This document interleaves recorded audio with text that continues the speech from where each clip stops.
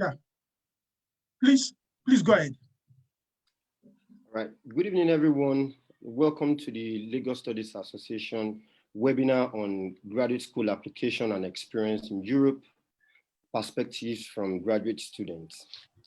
At its annual conference, the Lagos Studies Association organizes workshops on graduate school application and experience in North America and Europe, featuring graduate school faculty members and students. Unfortunately, COVID-19 pandemic did not allow the conference to hold this year. This session is the last episode on graduate school application and experience with perspectives from European universities. We want to express our condolences to the family of the lives that were lost in the protests across Nigeria. We also empathize with the ongoing struggle for social justice and towards a lasting, non-violent solution to our current predicament. With that being said, it is important to rehash the fact that admissions into graduate programs in Europe are becoming very competitive now than ever before, and funding possibilities are also even stiffer. Through our discussions today, we hope to provide some useful insights into graduate school application. I'll then introduce my participants or panelists for today. The first panelist is Ajayi Daniel, who is a doctoral candidate in English linguistics at Technische Universität Chemnitz in Germany. Ajayi's research interests sit at the intersection of language and mental health, discourse analysis, and popular culture. The next panelist is Chukwuemeka Daniel, who is the Code 212 PhD candidate in postcolonial literary and cultural studies at the University of Bristol, United Kingdom, and University of India. His thesis examined the intersections of literature, culture, and economics through a study of the Nigerian Ifro text. He is broadly interested in literary articulations of postcolonial and global economy, literary activism, and print culture, urbanity, and popular culture. His writings are forthcoming in the Journal of Postcolonial Writings, the Journal of African Literature Association, Wasafiri, and the Cambridge Journal of Postcolonial Literary Inquiry. The third panelist is Idiago Ngozi. She's a 2009 DAD PhD candidate in African history at the Beirut International School of Graduate Studies, Universität Beirut, Germany, and an associate postgraduate researcher at the Queen Mary University of London School of History. Our latest projects include a book volume co-edited with Professor Uchendu Igodi. Lexington Press is forthcoming, actually, and a journal article for the Diaspora Special Issue on African students. Our research interests cover print media, literacy, higher education, African and global history. She holds a master's degree in African studies from the University of Oxford and a bachelor's degree with first-class honors in history from the University of Nigeria. Ngozi is on study leave from the Department of History and Strategic Studies, Alex Ekweme Federal University, Ndufu Alike, Nigeria, where she's a lecturer. Prior to her foray into academia, she worked for corporate organizations like City Lagos and Oxford University Press, and was formerly head of administration of a council of British International Schools institution in Abuja. My fourth panelist is Fadi Iturulope Esther. She's a researcher of history and African studies whose research explores African medical history, traditional medicine, history of medicine, rural reproductive health, social history of medicine, African traditional religion and spirituality, African historiography in the 19th, 20th, and 20th century Yoruba society, Nigerian history, and gender studies. Our interest in reproductive health also extends to the history of rural women and children and the medical dynamics that impact their pattern of health. Esther is a fellow of the Lagos Studies Association, a recipient of Huma Foundation for Academic Excellence. She is a doctoral researcher in the framework of the Basel Graduate School of History, Graduate Network of African Studies, and Swiss Tropical and Health Institute of the University of Basel, Switzerland.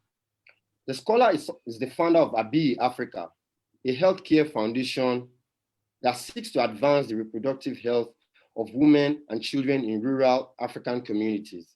She intends to create a rally point for research, teaching and advocacy in matters relating to mental health. My fifth panelist is Jamie Titilayo. She's a doctoral candidate at the research training group, CRITIS, Technical University of Darmstadt, Germany. His research interest is on urbanism, focusing on urban growth and management in cities of sub-Saharan Africa. His doctoral project examines enclave urbanism in Lagos, outcomes and prospects for infrastructure provision and integration in the emerging Eco-Atlantic city. He's a lecturer at the University of Lagos, Nigeria, a member of the Nigerian Institute of Town Planner and registered town planner. I'm sorry if I misconstrued your identity, Titilayo. My sixth panelist is Shane Williams, who is a doctoral candidate at the International History Department of Graduate Institute of International and Development Studies, Geneva. He obtained his bachelor's and master's degree at the University of Lagos, Nigeria. His research interests intersect issues relating to the urban, public and environmental health, law and social control and colonialism, particularly in Africa. His ongoing doctoral study seeks to understand how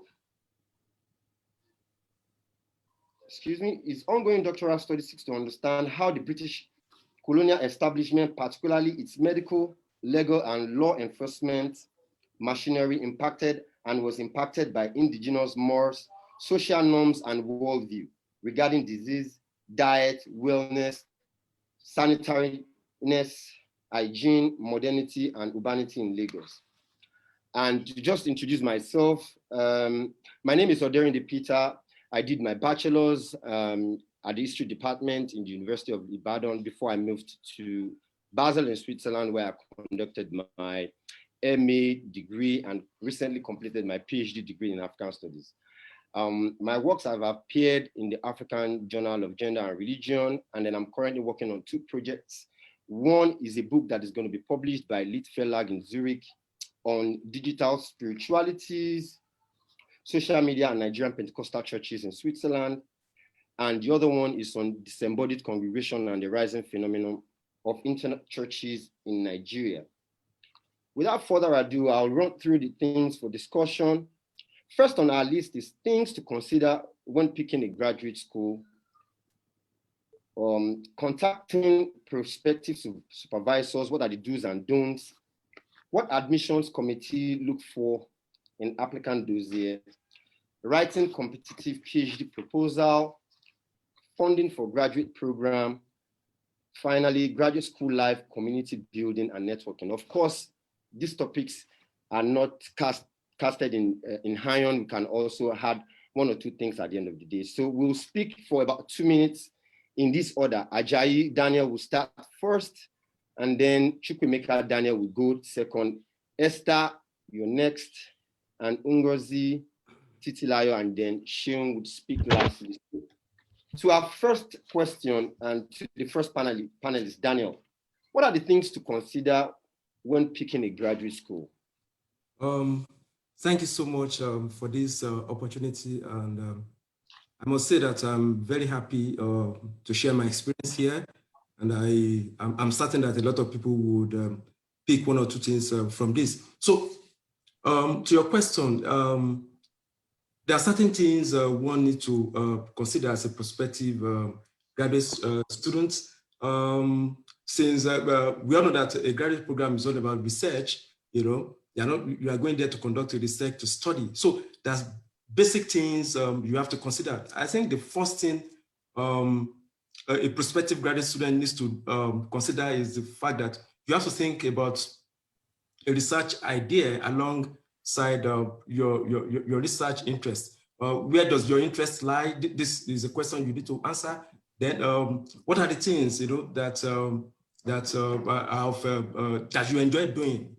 Because I'm a linguist. I'm a linguist, and in linguistics we have different fields like pragmatics, social linguistics, discourse analysis, and some other fields. So it's not possible for all these fields to be of the same interest to you. I mean, all the fields in your area of specialization to be of the same interest to you. You know, there is a particular field that you tend to prefer ahead of others. So in this particular field, you know, there are issues, there are problems that may agitate your mind that you may be interested in engaging. So you have to, you know, look at this research interest and then look at how to engage it. So after you might have, you know, come up with a research interest, you need to back this up with a research proposal. You know, the proposal does not necessarily have to be long. You don't need to have a proposal of 20 or 30 pages. So a 5-page proposal is okay. I mean, just to document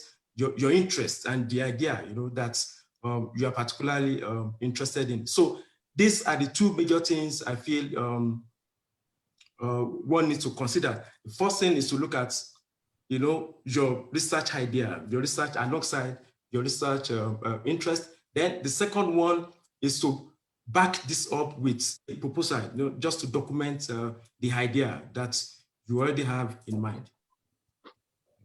Thank you very much for your input. And then to our next panelist, Chukwemeka Daniel. What are the things to consider when picking a graduate school? Are you there, Daniel?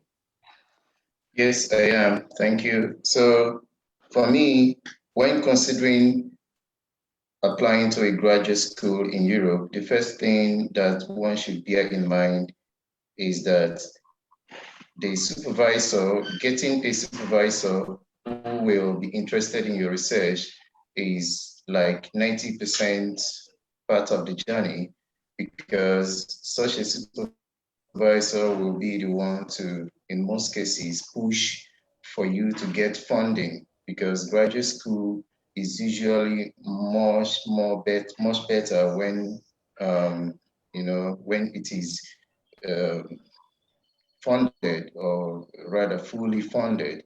So one should look forward to getting a supervisor by getting a research proposal that will be very much interesting and which the supervisor will be interested in. So every other thing, I believe, you know, every other thing is attached to this particular issue of getting a good proposal and getting a supervisor. Thank you. Thank you very much. And on to Esther, what's your opinion about things to consider when picking a graduate school? Thank you everyone for joining us, and many thanks to LSA for opportunity to speak. While others have been able to tell us about the need for a supervisor and a research proposal, I think there is need to have a concrete plan of what you want to do when you get to grad school. Then more importantly, there is need to make sure that the materials that are needed for a successful application have put in place. For instance, your transcripts, how well are you prepared? Have you gotten them at hand? Then also you need to also look out for some for the referees that will write reference letter for you, because they need for you to inform them at hand, knowing fully well that the moment your applications are not complete, it might not be reviewed by the graduate school. Thank you very much, Esther, for that input. And to Ngozi, what's your opinion? Well, I'd like to first of all thank Professor Ademinto and the LSA for this opportunity, and to Professor Vanden Verstelen. Can you speak to the mic, please? Can you hear me? Right, yeah, better now. Okay, and I said I'd like to thank the LSA and Professor Ademinto for this opportunity, and to Professor Vanden Verstelen of Leipzig University for the recommendation, and to all the attendees for honoring our invitation to be here. But before I go into the question, I'd like to say that everything I say here, or most of the things I will say here, are exclusively my own opinion, and they do not represent the stance of my university, the graduate school, or supervisor. And they come or are influenced by my person and my being a parent and being a later PhD. So the first thing you need to know after this is that you should see your proposed PhD as a journey and not a destination. Because if you see it as a journey, then you will look for a graduate school that will give you all the resources you need, all the intellectual support and the moral support that you need to complete your PhD successfully, okay? And so you also need to know yourself.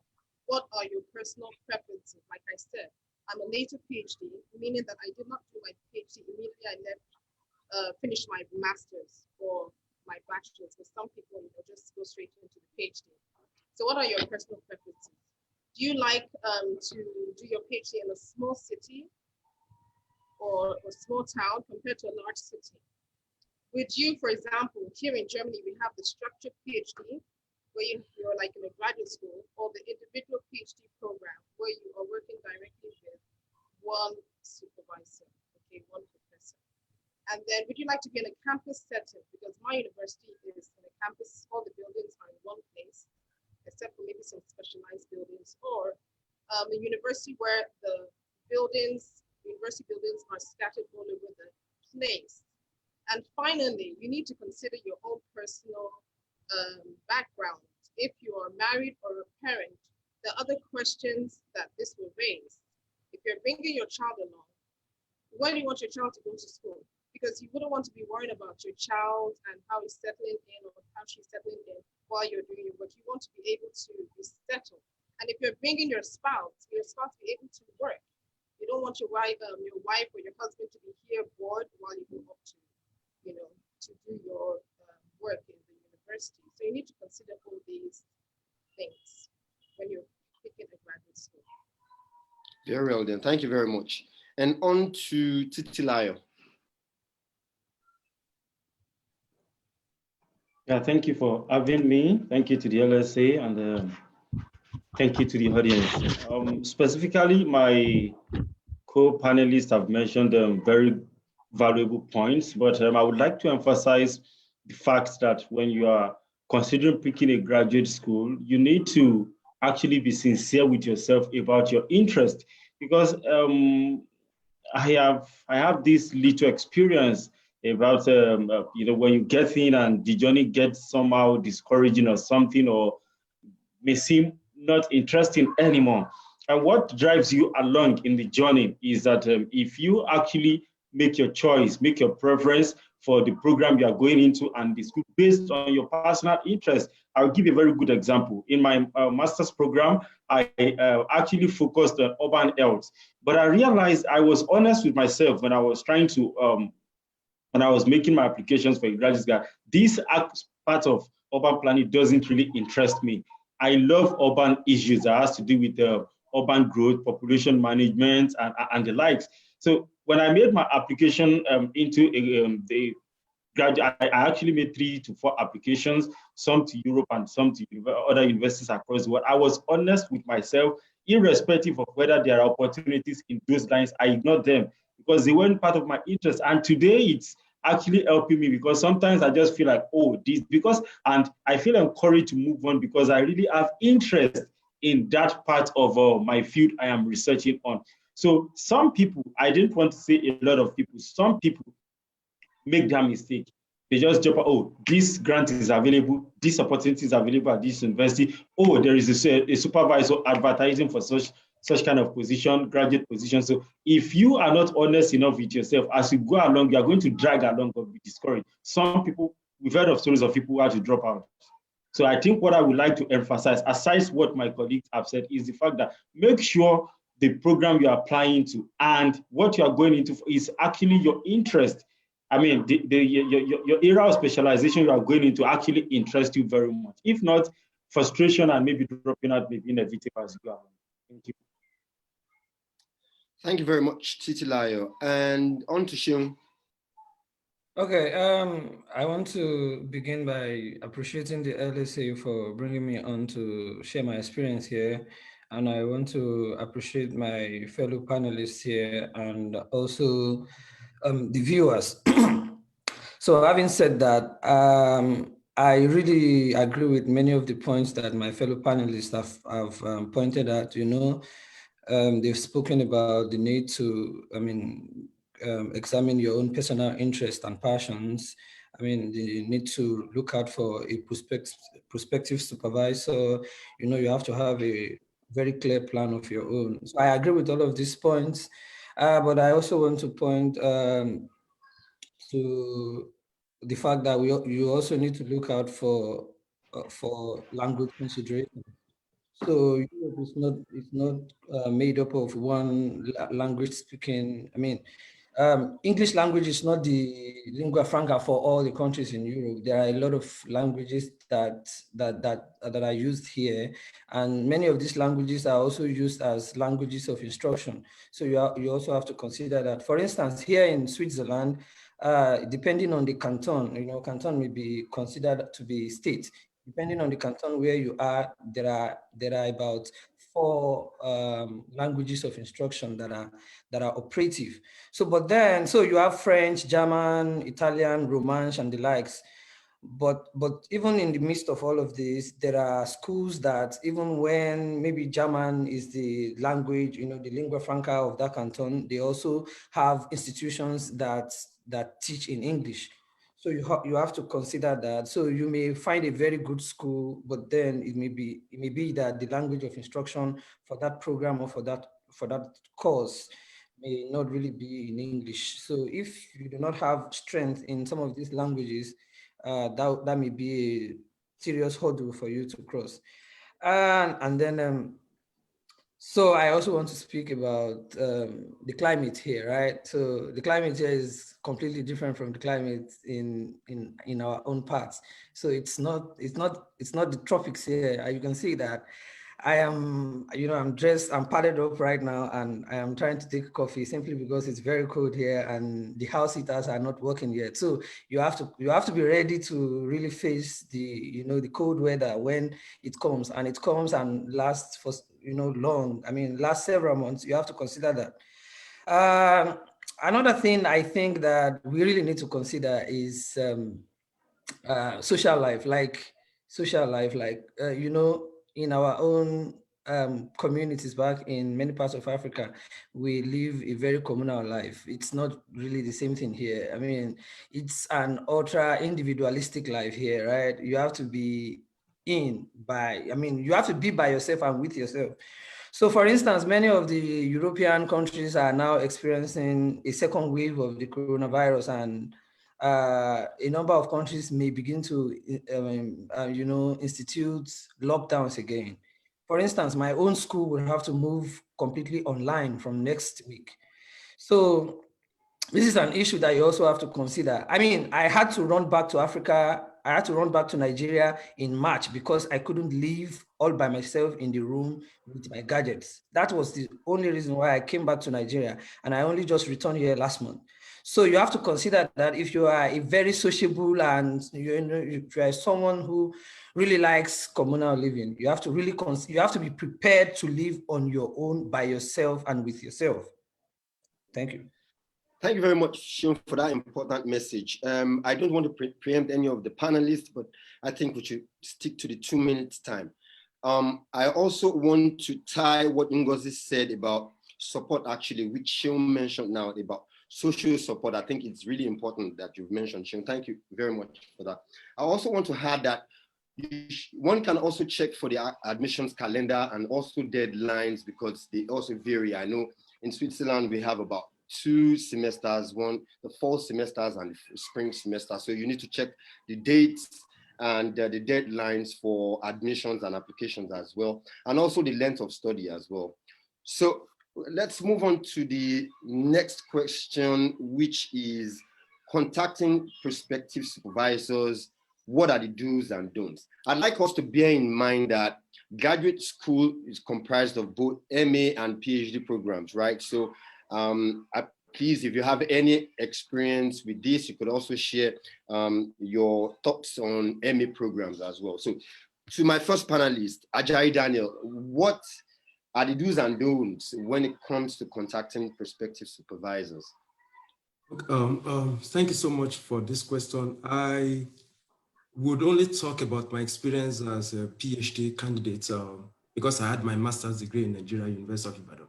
So I would say that getting a research supervisor may be a bit sometimes tedious and maybe challenging. You know, you have to be deliberate. You have to be deliberate and be focused. You know, because I said it may be tedious or challenging because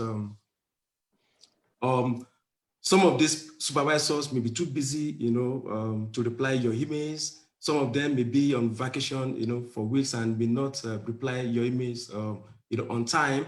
You know, some of them may not even have interest in what you are doing. So you can contact as many as possible people at the same time, but you may not actually get the expected responses, you know, from all of them. So another thing that you have to consider is the fact that you have to go to the university's webpage. You know, after you might have identified the program you want to apply to, go to the university webpage, look out for potential professors, people that may share the same research interest or research field with you. Then after this, you read the professor's profile, you know, on their webpage, look at what they are doing, look at the works they've done in the past, because and the one that is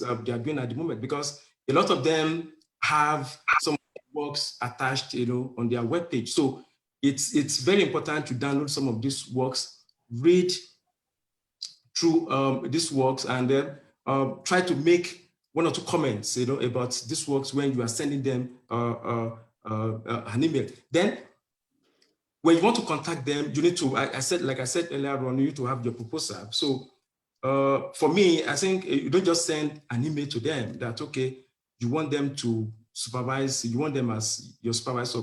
You need to send, I think you need to send your proposal and your CV, you know, to them.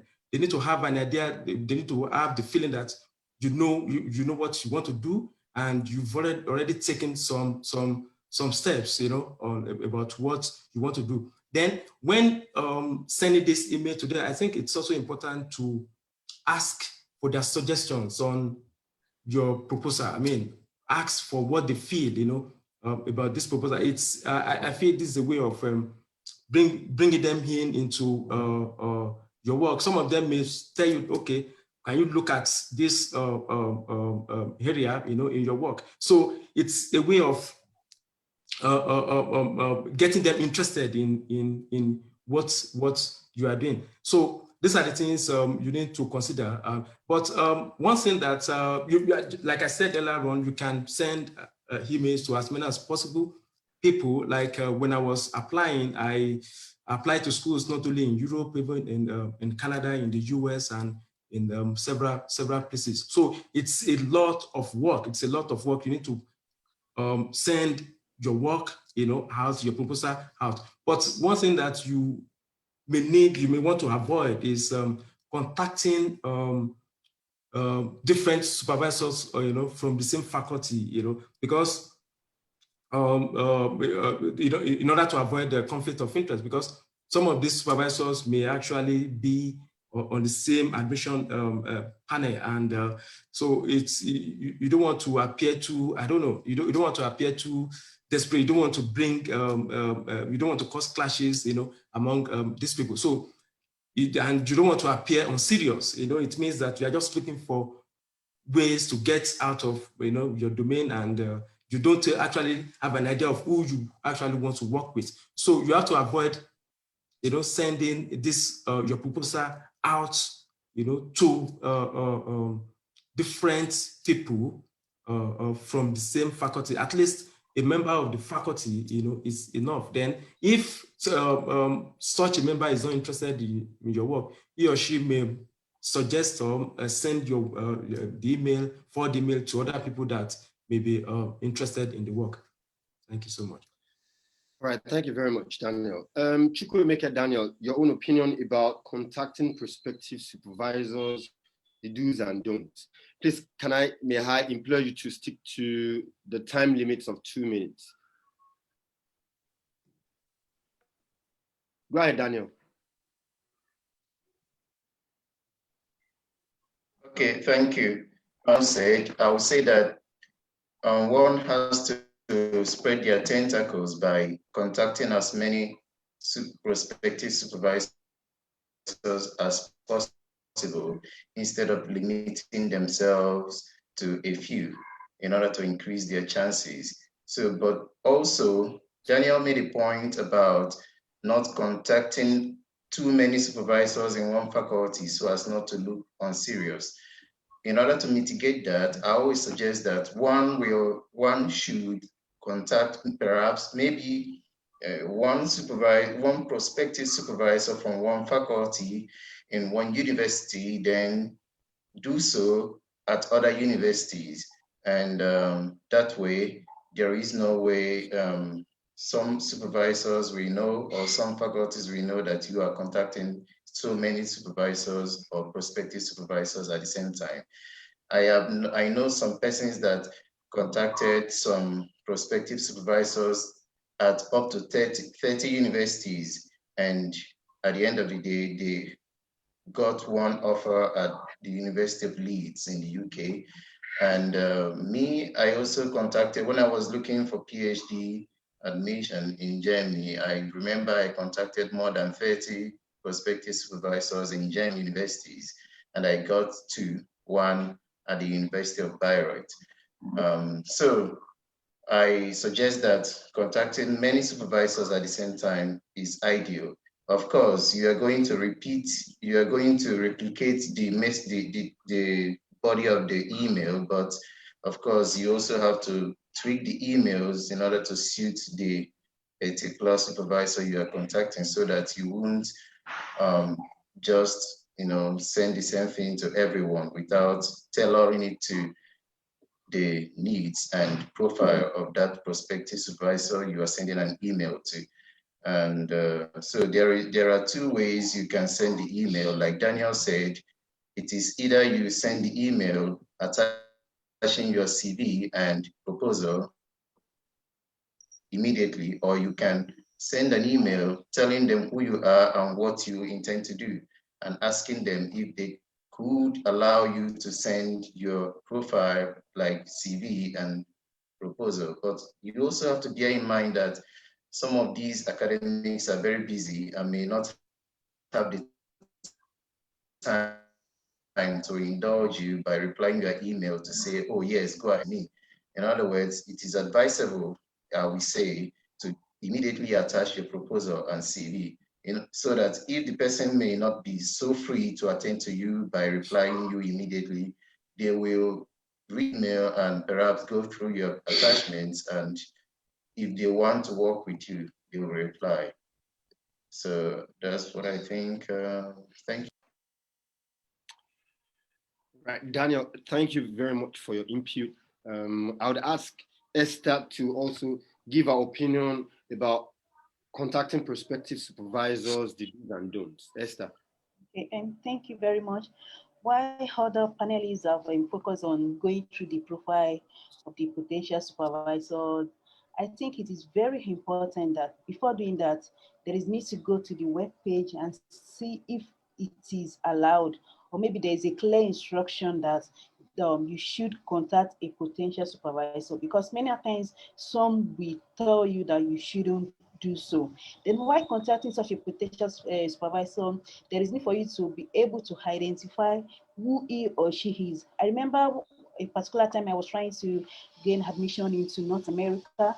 Then I was able to contact a supervisor, not knowing that he happens to be a he, but because I was just fascinated with the name, like a she, he was bearing a gendered name. So I went ahead, I was just like, hello, ma, this and that. So there is need for you to know the identity, the gender, the position, and particularly maybe there is an ongoing research he or she is investigating. So that will give you an upper hand to know his or her own interest. Then it is also important to know that when you about to send a mail, there is need for you to have a clear subject line. For instance, when you're writing, your subject line might be inquiry from a prospective graduate student. This is very important. And while you are introducing yourself, make sure it is very brief. There is need for you to tell such supervisor who you are, where you have studied so far, how your research interests align with one another, and why you deem it fit that he or she is the most suitable supervisor to supervise your work, and what you yourself what you are bringing to the table. What new perspective do you want to add to his or ongoing research?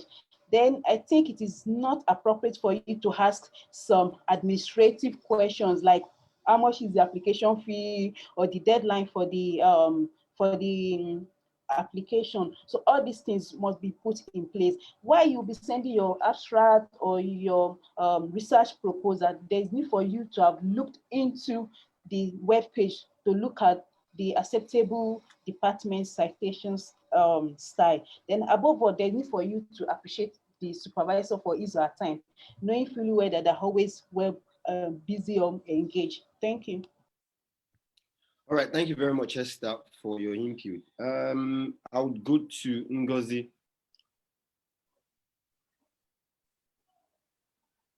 Your microphone is mute. Can you unmute your microphone? Okay, sorry. So I said I wanted to state categorically that it's important for you to always play the long game when you are communicating with a prospective supervisor.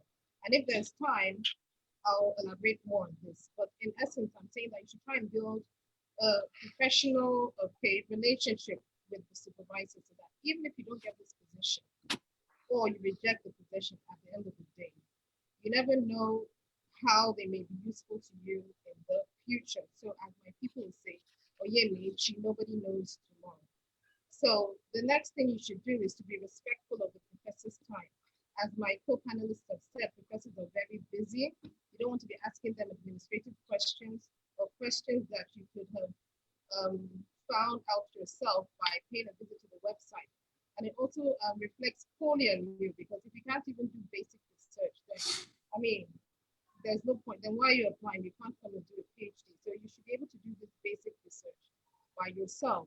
And like Tony talked about, addressing them he as a she, it's important to also address them appropriately, because in Germany, there are more formal. So I know maybe in the US, you can maybe address a professor by his first name. This is someone you've not met before. Address them properly, professor, doctor, and then surname. Okay, so not Professor Dr.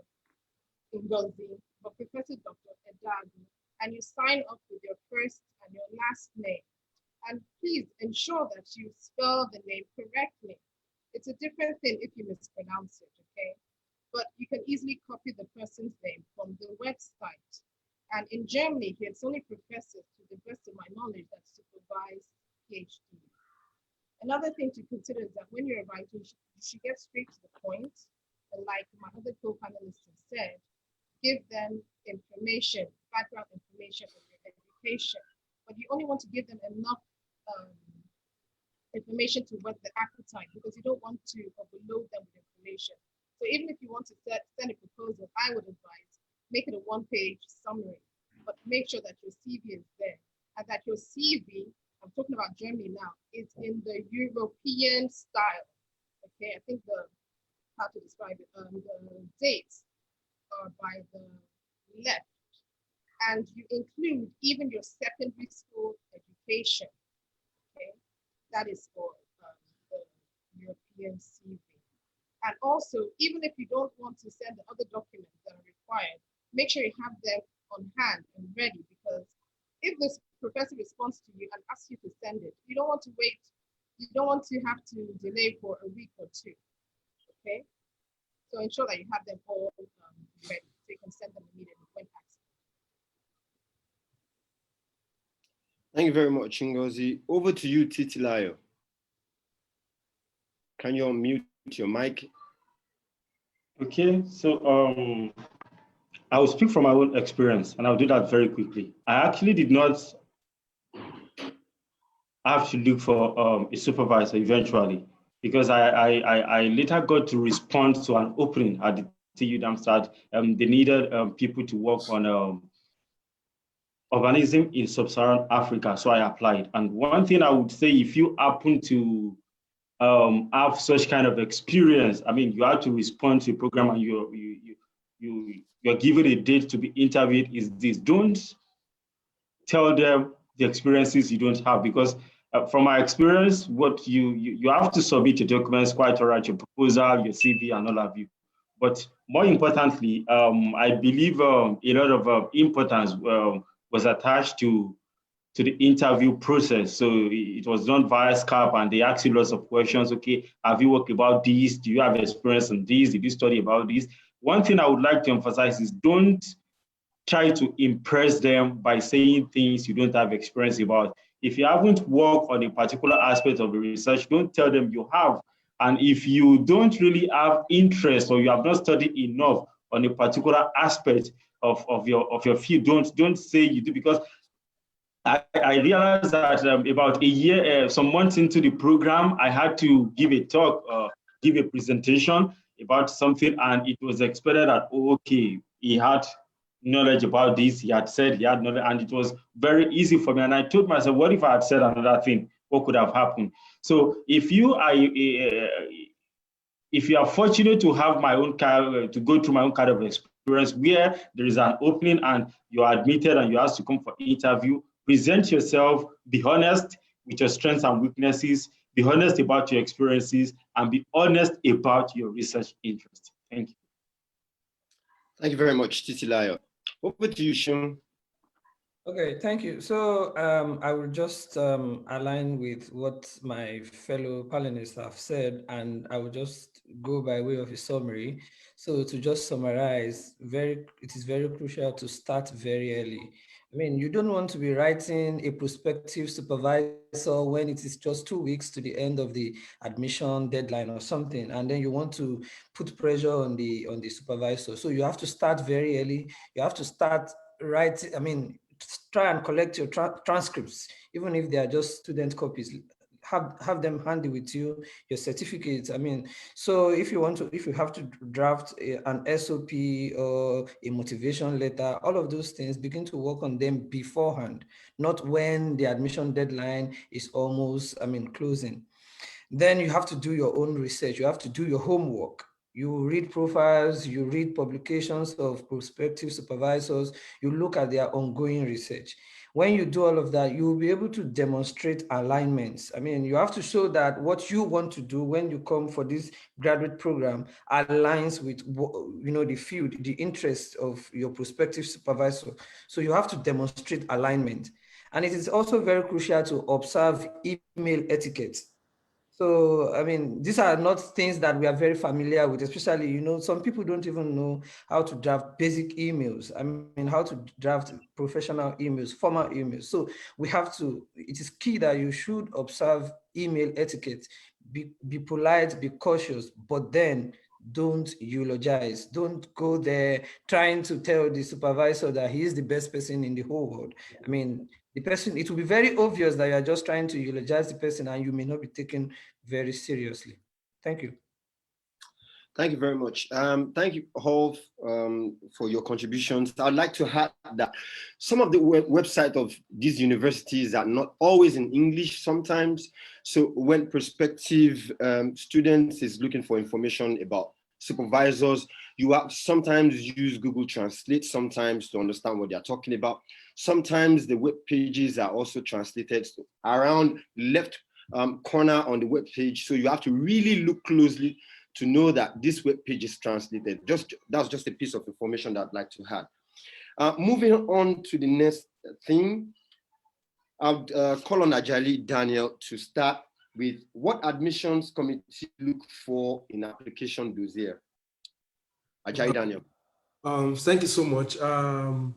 This is a very important stage of the application process. So I believe that the application committees are actually, most times they are interested in your academic trajectory in the last few years. So they want to know if you have been active, as a young academic, if you've been attending conferences, and if probably you've published in, or you have an ongoing work that's you actually handling.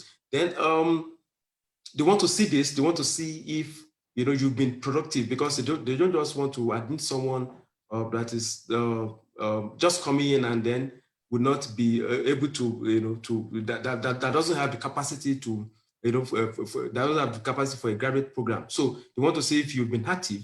Then as part of the application, you have to in most cases you have to submit a motivation letter, like something like a statement of purpose. So in this your academic journey over the years, then also you have to talk briefly about your proposal. That is what you want to do. In the work. So you want to see how active you've been over the years, and also about what actually you want to do. Thank you very much, Daniel. Over to you, Chukwemeka Daniel.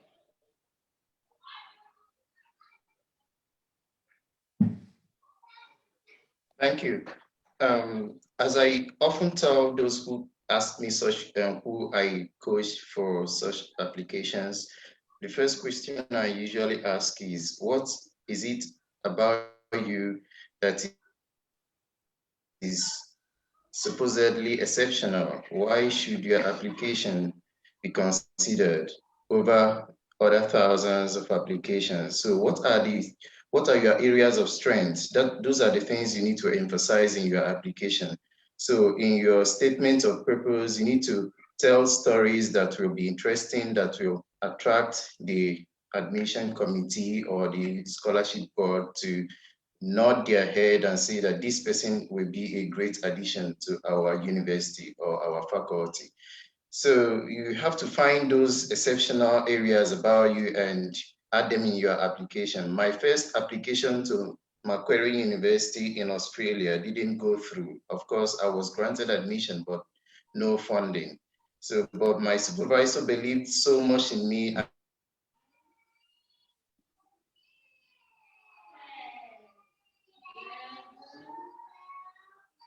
And she said, we will keep on applying for funding, that you are excellent or very attractive to your prospective supervisor that could give you a soft landing.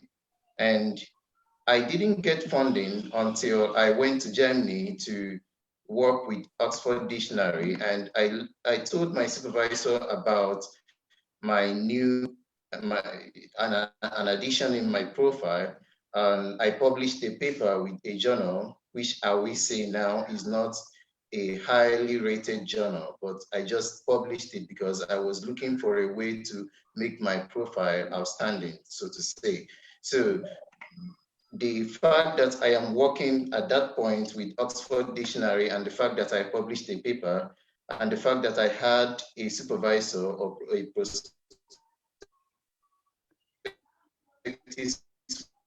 supervisor who was strongly behind my application, I believe, were the factors that helped. These are the things I believe in. Think about the things about you or your profile or your personality or your academic journey that you can push out there in order to show that you that you merit the funding. Thank you. Thank you very much, Daniel. Over to you, Esther. Okay, thank you. I think what admission committee look out for can be many, but just there are some that are paramount. And this is what I categorize as 3 P's. The first is the profile of the candidate. The second is the proposed research of the candidate and the potential for future research. Why my other panelists have been able to broach the highlight of the profile of the candidate, I think more important is the quality of your research proposal. it is very important. I remember vividly when I was trying to gain a PhD placement at Uni Basel. And I got the call like 2 weeks to the close of the application. And the instruction was that they needed someone that could work in an ongoing project, a medical ongoing project. So what I did was to look or shining my interest into the ongoing project. So what I did was that I was able to write a research proposal, and it was looked into several times within 2 weeks.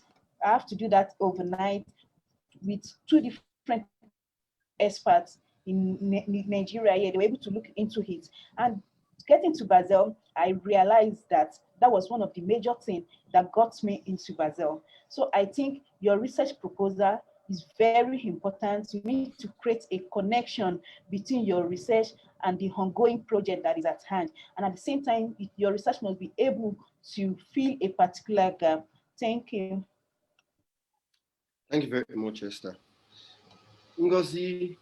Okay, so I wouldn't want to repeat what every other person has said, but I want to talk about number one, the time plan, because for German applications, you're expected to submit a time plan that lays out your activities for the duration of your PhD. And from my experience, at least what I did, I went beyond expectations by including a table that showed all the archives, all the libraries that I intended to visit, even down to the records that I would consult, which shows that I've actually done my homework. So I don't know if it's what other people may find useful, but I know that is what I did. And then secondly, in your motivation letter, it is important to use that opportunity to explain briefly. You don't want to go too in depth into any lapses, any deficiencies in your application.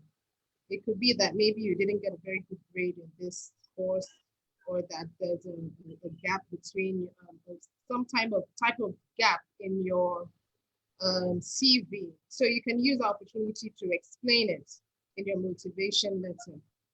And lastly, in summary, you should always make sure that you've gone to the website and you've included everything that the committee has, the graduate school has asked for. Because you want at every point, as they're going through your application, that they're nodding and saying, yes, good, that you have everything. So those are just the three things that I wanted to say.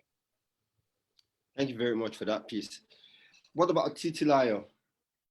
Can you share your opinion? Okay, so in addition to what my co-panelists have said, I think, let me say I'm sure that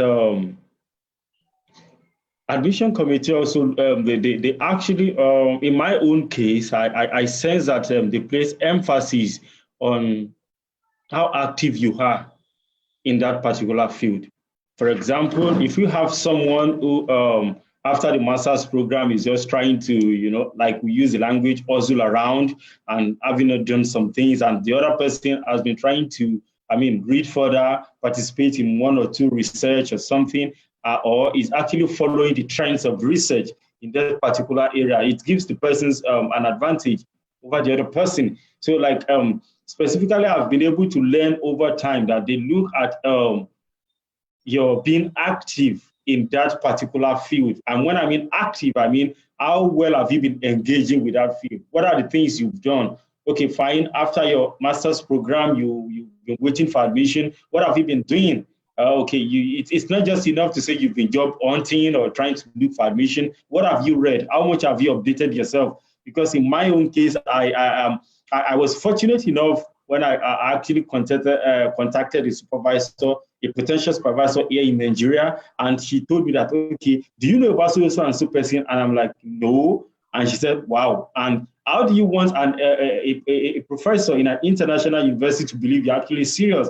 So I had to go back and read about the latest work of those people in my particular field. And thank God I spoke to her before my interview at the international university. They actually asked me those things, and I was able to say, okay, this is what this person has done, this is what this person has done, this is their latest contribution. So I think it's really, really important that you know things that is happening in your field of interest. You are active. I mean, you actually know who has done something, the latest breakthroughs, the latest contributions in your particular field of interest. Thank you. Thank you very much, Titilayo. Over to you, Shim. Okay, yeah, so I agree with what everyone has said, and they are very, very important points. I also want to mention that it is important that you demonstrate that you have very useful experiences in research and writing. So when you submit your CV, the assessors want to see that apart from going to school and getting the grades, you show that you are very interested in researching and writing in that field that you are applying, to conduct your own research. So some of the things that could demonstrate that is when you are talking about your experiences in your CV, you could demonstrate, you show that probably you've worked as a research assistant for a senior colleague. Probably you've attended some workshops, some conferences, some methodology seminars. I mean, they are very important. And we have a number of academic or research organizations that are doing fantastic works in this area in Nigeria for now. At least the LSA, this very association that has organized this webinar, is one of these organizations that are organizing important gatherings that you can gain very valuable research and writing experience. There is also IFRA in Ibadan, and then we also have the Ife Summer Institute. So you can take advantage of all of these research organizations to gain very valuable experience that you can, point to in your CV. And then if you have to submit an SOP or a proposal, make sure that what you have written there is very, very convincing, clear, and, something that is unput-downable, something that is irresistible for a panel to, to consider. And then sometimes you would also have to submit a writing sample. Try and make sure that this piece of writing that you are submitting is something that was written very excellently. Sometimes it may be your thesis, your long essay or something, but in other cases, it could even be an essay that you submitted for a seminar course that you took while you were doing your own undergraduate or master's program. But the point is that make sure you are submitting a writing sample that is very strong. And then I cannot overemphasize the importance of the recommendations. The recommendation letters are critically important. So you have to be prepared to identify someone who will write you a recommendation letter that is irresistible, that is very powerful, not something that probably they just pick your name and put it on a template. No, it doesn't work like that. But in all, you have to make sure you get someone who has rich experience in all of these kinds of applications to really review your application dossier over and over again. Get experts who can help you to review these things to make sure what you are submitting as your own dossier is strong enough to earn you a placement and probably scholarship too. Well, thank you very much to all the panelists. I'd just like to add a few things regarding the MA dossier. That one needs to have a good BA degree and a good thesis, a writing sample, motivation letter, and recommendation letter as well. But one does not necessarily have to contact a prospective supervisor to carry out an MA program. What you need to do is to go to the web page of the university. If it's not translated in English, you could use Google Translate or find alternative means of translation, and then contact the administrator of the school if you're eligible to carry out an MA program. So we'll move forward from here to our next point of discussion, which is writing a competitive PhD proposal. And I'll start with Ajayi Daniel. Over to you. Okay, before talking about this, I would like to add to what Shion said about recommendations. I've always said it. I've always told so many people that writing recommendations, I observe that a lot of people don't, I'm sorry to say this, don't know how to write recommendations. And I always say that writing recommendations is not all about saying that, oh, he or she is a good boy, is intelligent, is this, is that, responsible. No, you know, these are not what these people want to know. They want to know, they want to see, they want to read about if you have actually written, if you are actually prolific, if you are productive, and if you actually know what you are doing. I mean, if you actually, if you are conservative, if you know exactly, you know, what is happening in your area. So it's not about writing about your attitudes and your personal abilities. They want to know, you know, your interests, your research ideas. They want to know about your research ideas. So about the proposal, I would like to say that most of the application committees are actually interested in proposals that speak to the experiences in your localities. You know, they want to see, you know, a proposal that talks about what goes on in your environment. For instance, there's nothing you want to tell about, you want to tell a white man or all these white supervisors about what is happening, for instance, in Germany. You know, you don't want to come up with a research proposal that talks about their environment. They're actually interested in what happens, you know, within your environment. I observed that a lot of funding bodies here are actually interested in what goes on in Africa. You know, they're interested in your history, they're interested in your religion, they're interested in your culture and in your medicine. So they also they're also interested in the social relevance, you know, of your proposal. You should pay attention to this. So how does your proposal translate into solving specific problems in your immediate environment? So to make your proposal competitive, you have to write, you know, about something that talks about what is happening in your immediate environment, because that is what they're interested. I don't know the reason why.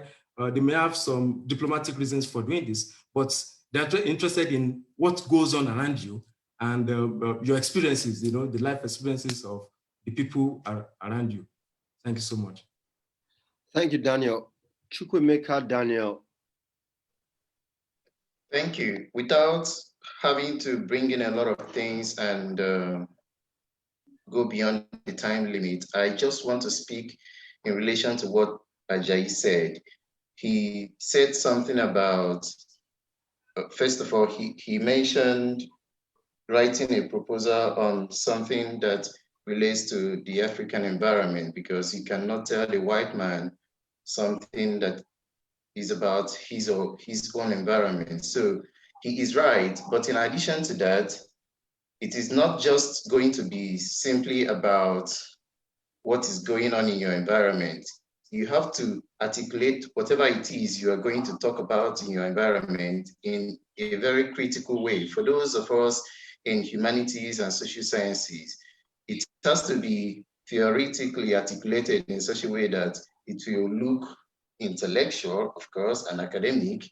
And again, for those of us in humanities, it mustn't be something that has to do with perhaps contributing or teaching us something about what we can do in order to solve societal problems, but let it be something that is contributing to scholarship. Perhaps you are bringing literature and medicine together, and you are trying to show us how we could study literature from the perspective of medicine or economics or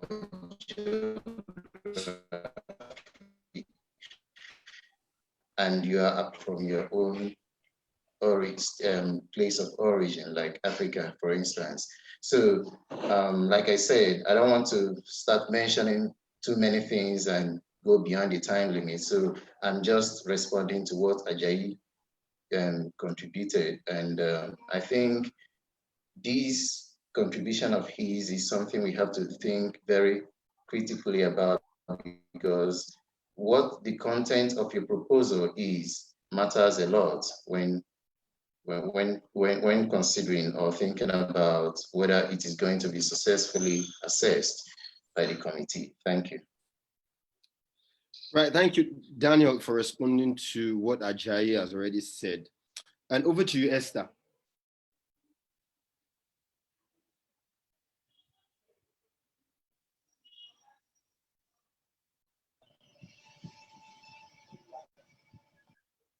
Esther, are you there? Yeah, sorry for the poor internet connection. Okay, why writing a competitive PhD proposal? There is need for you to realize that you are fiercely competing with other brilliant applicants, and not just competing for a PhD placement, but you are competing at the same time maybe for funding. So your research proposal must be well structured and passionately articulate what you want to write, why you want to write, and how you are going to write it. In doing this, there is need for you to investigate an original question.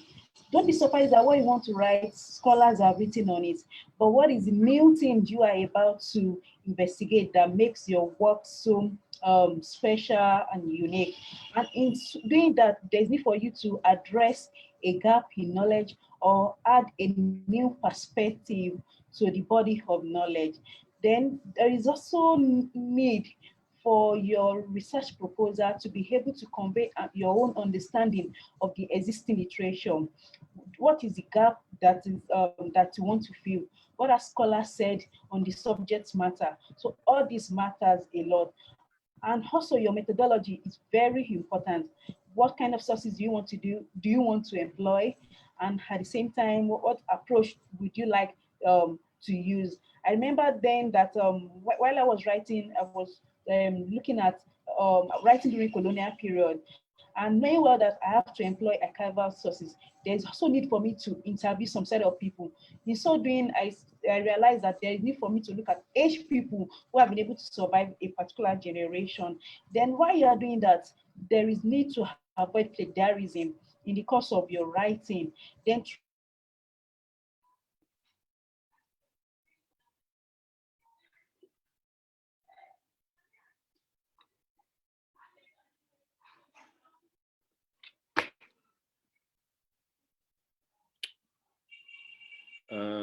Esther, I'm sorry, we lost the connection with Esther.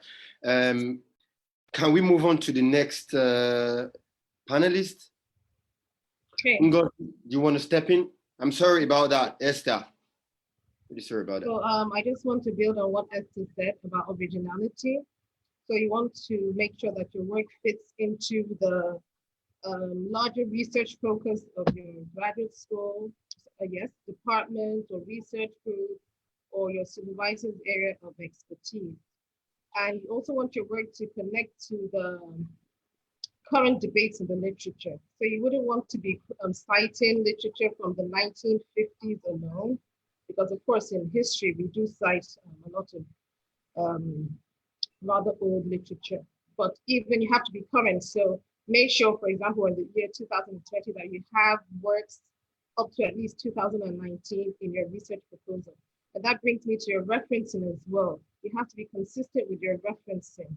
You wouldn't want to include references that are incomplete or have missing page numbers, or you cite incorrectly, because remember, a lot of these professors are also familiar with this work. So you can't just go and cook up one reference.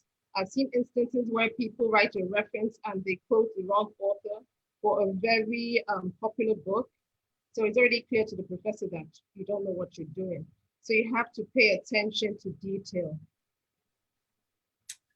Thank you very much, Ngozi. Do we have Esther back on? Do you want to continue what you were saying? Is she back on? She's not back on. Okay. What about Titilayo? Okay, thank you.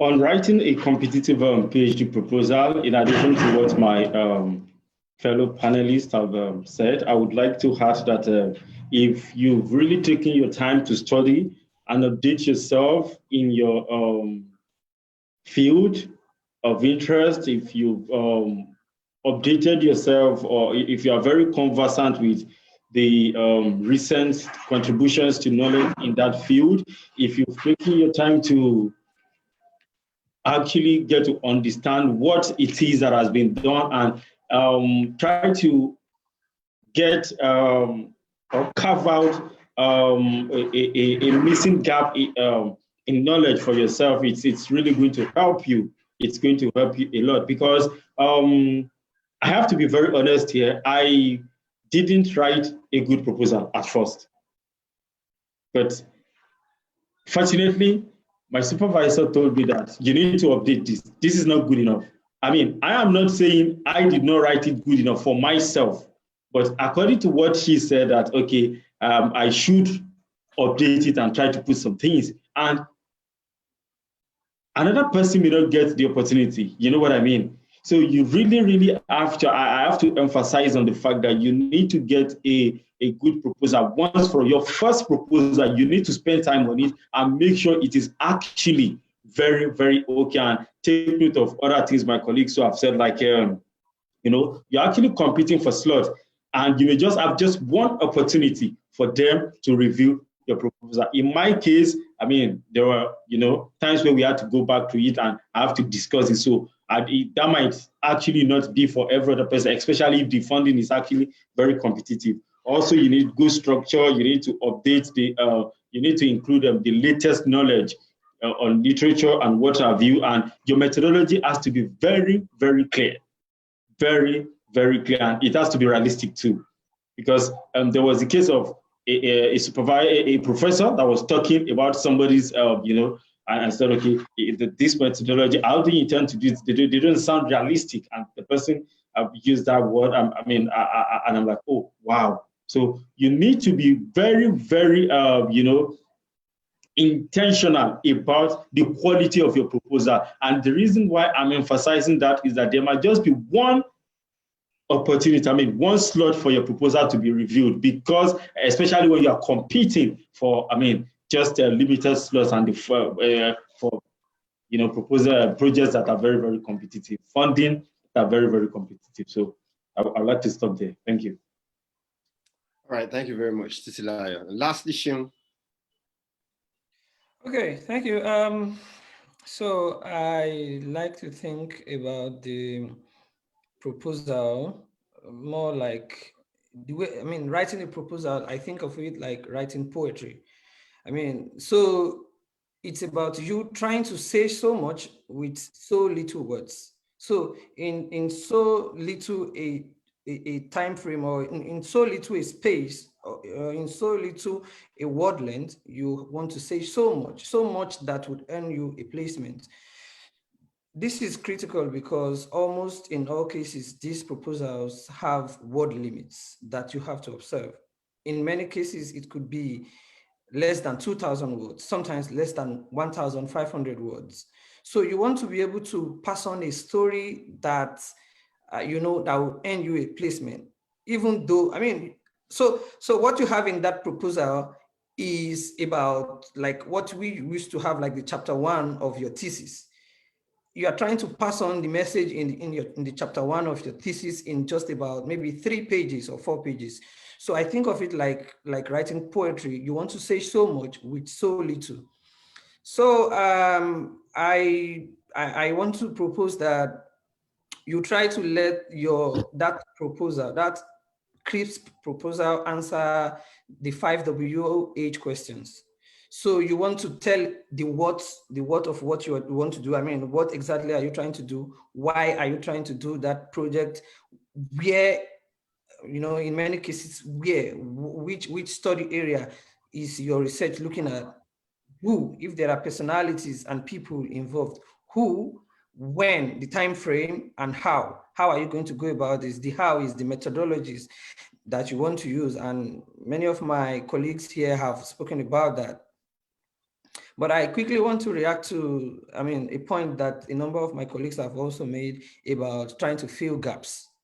So I think, to my mind, these days, scholarship and research is not always about filling gaps.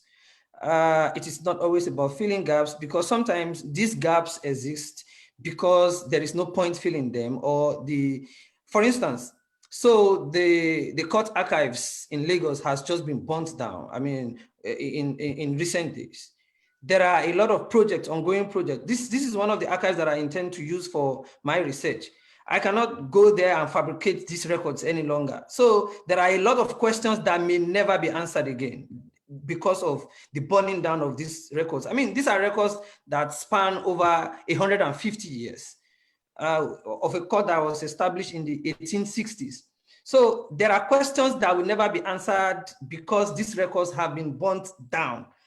So it is not always about filling gaps. Sometimes you are trying to use your own research in that locality that you are studying to test out dominant theories, to test out dominant methodologies, to test out dominant narratives and epistemologies.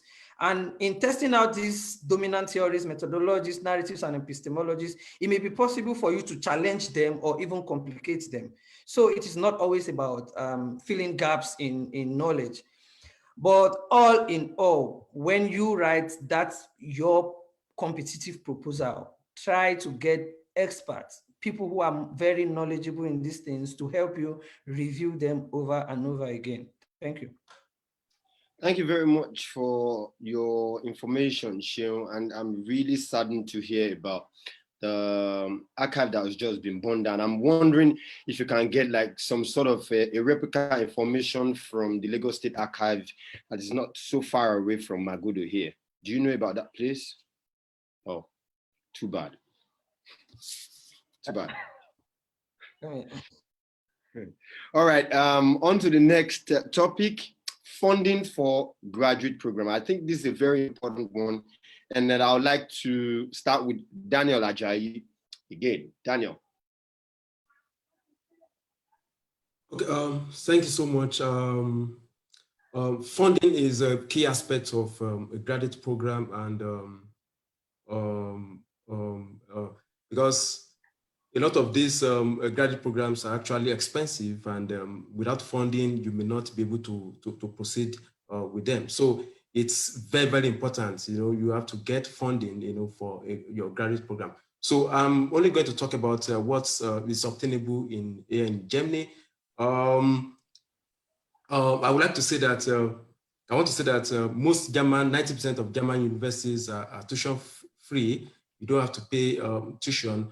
Although there's a kind of fee you pay at the end of the semester, and it is called semester fee. So with your semester fee, you are given a ticket, that allows you to go anywhere within the state where your university is located. However, you need funding, for other things, for living expenses, for accommodation, for for conference attendance and some other stuff. So there are so many ways, to go about it. I'm only going to talk about two ways. Then the first thing is there are scholarships. There are scholarships available.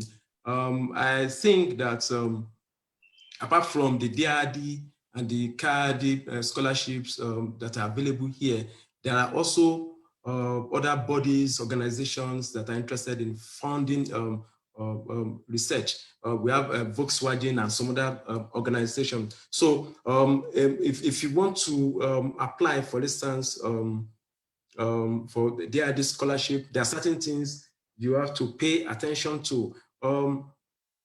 The first thing that I would say the most important aspects of this, let me say two major important aspects of these scholarships are your proposal. Your proposal must be very competitive, just like I said earlier on, it was very competitive, and it was something that talks to what happens, around you. I mean, problems, around the problems that are inside in your environment. So you need to have a competitive proposal. And another essential thing is a letter of post from a prospective supervisor. You must have a letter. I feel that, to me, I may be wrong anyway, I feel that if you're able to get a letter from a supervisor here showing interest in your research, assuring you of a place, in his in needs of faculty, you stand a good chance of winning this scholarship. So letter of force is very, very important alongside, your competitive proposal. Then the second way you can get funding for your program is that when you read through the profiles of these professors, you discover that some of them have projects. They have funded projects, ongoing projects. Although some of these projects may not align with what you are doing, so you want to to be part of this project, you must come up with a research proposal that you are interested in that also aligns with the ongoing projects of these supervisors, of these professors. So even if you are not able to get scholarships, outside the university, like DRD scholarship, which is a German, which is a government scholarship, and KRD scholarship, which is from the Catholic mission. So you can actually benefit from the funded projects in your research can also be funded, through the funded projects in the department. So you can have your funding through scholarships, and then by partaking or by participating in the research projects in the faculty. Thank you so much. Thank you very much, Daniel. Over to you, Chukwemeka Daniel.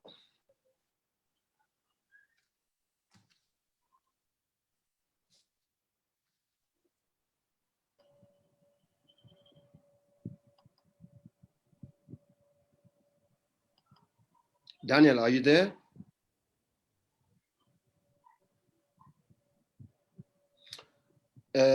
I'll just keep that. Maybe Esther should just respond to these questions about funding for graduate program. Are you there, Esther? Yeah, I'm there. All right. Thank you. I think getting funding for graduate school depends on the particular country you are. So I'll be speaking from my experiences here in Switzerland. First, many doctoral students are being integrated into an ongoing project. So it is the projects that is responsible for funding, such as tuition fee, travel allowances, and living stipend. However, a doctoral student can source for other form of funding, maybe at the departmental level, faculty level, or even from the university. And also there are some other organizations, depending on what you're writing. Like, for instance, someone like me that is writing on medical history, I can always look into Novartis. I can always look into other medical organizations and tell them that I need more funding. But the question now is how to now write a groundbreaking what is called proposal in order to get the funding. So that is one thing one should look into. Thank you. Thank you very much, Esther. What about Ngozi? Okay, I'll start by telling a story which will give an idea of the different types of funding. When I first applied to Germany for a PhD program, I contacted a supervisor for an individual PhD. And one of the first things he asked me was, how would I fund my PhD? So my intention was to get a TED fund scholarship, because as a university lecturer in Nigeria, I have access to TED fund. So that was my intention. But then I decided not to apply to that particular university. The second time I applied to university in Germany, I applied for a paid position. So this was a professor who had a grant for research projects. So I applied for one of the two positions there, but I was unlucky. Then the third time I applied to a university in Germany, where I am currently, was to a structured PhD program. So you don't contact the supervisor, you make an application to the graduate school. And they also asked me how I fund my studies. But the good thing about it was that then they had two GSSP DAD scholarships. Now, GSSP scholarships are graduate school scholarship programs that are found at international graduate schools, because there are a few of them in Germany, where the language of instruction is in English. So they had two of those positions. Now you cannot apply directly for this because that has so many kinds of funding. There's some you can apply to directly. There are some that are funded with home countries, and then you have the GSSP, which the graduate school has to nominate you for. So you don't, there are a few things you have to submit to that separately, but most of the documents will come from the graduate school where you apply. So first of all, you have to be given the admission from the graduate school, and then they will forward after you're nominated, your application, and I was successful. But of course, there are other places you can look for funding as PhD positions, and there are a few websites you could go to. You have the research in Germany, you have the EUREXET, the faculty vacancies. I think maybe I will just type it out in the chat or something, where you can look for PhD positions in Europe. Thank you very much, Ngozi. Titilayo. Okay, so to avoid repetition, I would just like to ask the fact that, like in the case of somebody who got admission into university and later, I don't know what exactly happened. Maybe there was a miscommunication or something. The funding would not be available anymore. So what the person did was to still try to look at it. Yeah, I think it was in Europe. He had to look for other agencies, not necessarily in that particular country. And then he was able to fortunately get partial funding. And then, having gotten that, he was able to, communicate with his school, and they actually come up with something. So you're actually not restricted if in terms of funding. It's possible you when you get admission into a school, you have funding issues, or maybe you were thinking, like a friend told me last week that he thought there was funding for the program. He had gotten an admission into the UK for a doctoral program, and I was surprised that he didn't know all along. He said he presumed that the program was going to be funded, and when they got to the last stage where they discussed all those things, he had to ask, okay, so how is the funding arrangement like? And the supervisor replied him, no, there is no funding for this. Aren't you aware? And that was a kind of big punch to him. So in that situation, if you fall into that category, you could actually explore other funding agencies. I don't have their list at hand right now, but I'm sure there are other funding agencies you could actually, approach. But you actually have to tell your institution, your supervisor, the program, that this is what you want to do. So they are aware, so they don't take you for a cheat. Someone who is getting funded by a program and applying for in another program or from another institution. So that scenario could also play out for anyone who has gotten an admission. So that's not possible. So you should actually try to explore alternatives. But like I said, be transparent. Let the institution that has given you admission be aware that you are actually sourcing for funding somewhere else. Some of them will not be against that. Thank you. Thank you very much, Titilayo. And over to you, Shun. Yeah, thank you. So here in Switzerland, especially here in Geneva or probably in Zurich also, this issue of funding is very critical because here it's a very costly city. There is a very high cost of living here in Geneva and in Zurich. So it is critical that you consider issues of funding. Now, I want to point out that if you, let's say you have completed the entire application process, and when it gets to the section where you have to talk about funding, and then you are asked, if you get admitted without funding, would you accept this admission? Please choose that you would accept the admission. even without funding. Please choose that, because when you are finally given that admission, you then begin to think of very many ways to cross that hurdle. So please indicate that you would accept the admission even if you are not funded, and then you can begin to explore other options. And now there is also the option that at the end of everything, you are given a partial scholarship. You are not given a full scholarship. So there are avenues for you to find supplementary funds to be able to cope. And I'm going to speak to a number of those ones. So my colleagues have spoken about institutional scholarships that are given by the schools themselves, and they've also spoken about third-party scholarships that are given by the governments of different countries or different research organizations.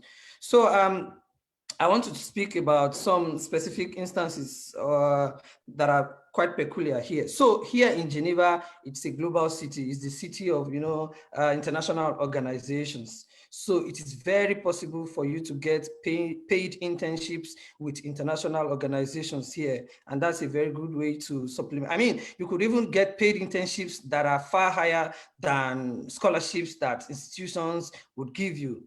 And then another way you could, for instance, if you get a partial scholarship, one of the ways you could try to supplement that is to teach a skill. So you could make use of the internet and try to advertise certain very competitive skills that you have and that people may be interested in. For instance, if you are here, you could teach a language. Probably you understand Yoruba so well, and there is somebody who is here who intends to go and probably do humanitarian work in Nigeria. You could teach a skill, you could teach Yoruba language per hour and you get paid probably, per hour. So, but also, we cannot rule out that self-funding is also possible. It is possible that you fund yourself for programs. And I have come to realize that there are even certain universities here in Switzerland that could be cheaper than even state universities and private universities in Nigeria. So for instance, here we have the University of Geneva, where the tuition fee is just $500 per annum. I mean, I think there are a number of persons who could afford that. Although the situation, the scenario is completely different when you think about the UK and some other countries. But here in Switzerland, it is possible to get to get admission into some institution whereby if you eventually are not offered a scholarship, you may be able to manage to self-fund while you look for supplementary avenues to secure funding. And I mean, there is also the instance of a lady in my school who got admitted, no funding, but after the first year, the school gave her full funding. So it is also very possible to explore that avenue. But also, I want to quickly mention the fact that this issue of funding is also critical for even the application stage. So in a lot of cases, you have to pay application fee. In very few cases, you have to take some certain test, for instance, test of English. So you need to consider all of these and save up. I mean, just find some means. Think of all of these things when you also want to apply. You think about the fact that you need funding even to apply in many cases. Thank you. All right, Sean, thank you very much for your input. But I'd like to disagree with you on a few things that you've highlighted. This is just a lived realities that I've experienced, right? I did both my MA program and PhD program in Basel, in Switzerland. And initially, I didn't have funding. It's almost like a suicidal attempt if you want to accept a graduate program without funding.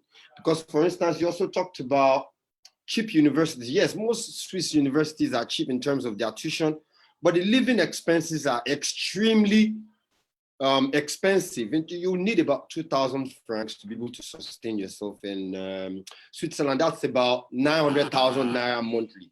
You must be a child of Dangote or Tedola to be able to afford that. In my own case, when I started, in any case, you do not need, sometimes you get scholarship to fund MA programs. But like I said, it's suicidal. It's possible to go there without funding and then get funding afterwards. In my case, that was what exactly happened. But Usually I tend not to advise prospective students to go through that route because there are other adjoining problems that are related to that. You might not be able to concentrate in class. You want to find a way of surviving. And in Switzerland, you know, language is a barrier. Once you don't understand German in our own part, you might not get anything to do. And then, of course, yes, you might be paid well, but of course, you have to think about the hours as well. It might not be like, it might just be like 3 hours or 2 hours or 4 hours in a week. That really wouldn't do anything for you. So students should be aware of these things. Even with partial funding, some people still do have problems. Like for instance, in our grad program for the PhDs, we do have this scholarship called the G3S, the Graduate School of Social Sciences. And they fund the first year for the PhD student. But after that, you run a risk if you don't have fundings to sustain the rest of the program. So we have to be very careful what we do advise students. Thank you very much for that, Shion. And then on the last topic we do have for today on graduate school life, community building and networking. I'll start with Daniel. I would like to say that graduate school life could be interesting and at the same time challenging. Interesting in the sense that you are in an environment that affords you almost everything that you need. You have access to good internet. You have access to 24 hours power, and you have access to the library. I was deeply, overwhelmed when I got here. I had to visit my university library, for the first time. I almost run into trouble, because I went there. I saw the books in the library, and I packed as many as possible books, and I forgot to return, these books, and for some time I was charged. Because so you have everything, almost everything available to you, that can aid your research. I would say that it has been a worthwhile experience here. I mean, interesting experience, because you have enough time to, especially when you have funding, you have enough time to concentrate on your studies. But aside this, there are some issues, there are some challenges that may make the experience a little bit difficult. For instance, when you have to consider the boredom, the loneliness, especially if you don't have family members, here.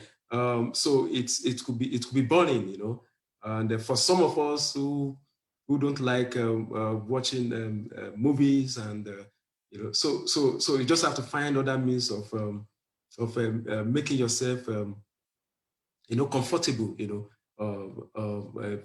for the program. So then you should also be wary of the differences of culture, of worldviews, because you are dealing with people who actually don't share your worldview. So you must understand the environment, you must understand the terrain, very well, and you must take your time to to study the people you are dealing with. For instance, when I got here, I was shocked. I was slated for a presentation, immediately, almost immediately I got here. I mean, I think the first meeting I had with my supervisor, he welcomed me, and the following meeting, which was the following day, he asked me to pick a date for presentation, and it wasn't as if I didn't know what to say or I had no idea of my research, but I felt that okay, this is a period I needed to relax and still